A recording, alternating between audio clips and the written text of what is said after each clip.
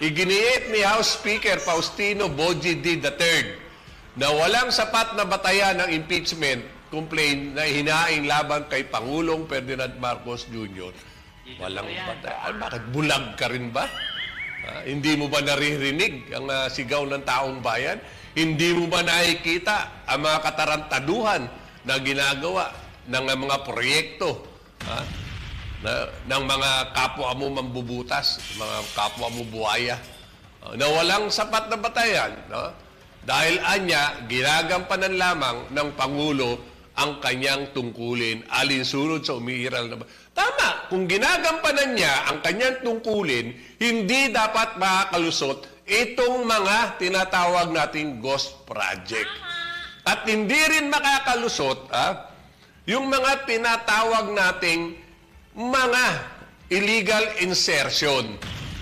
Supreme Court na nga nagsabi.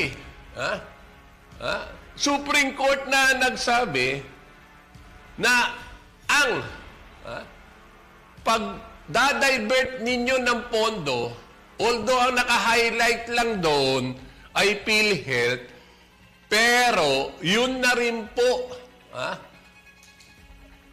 ang mensahe ng ating Supreme Court. Unconstitutional.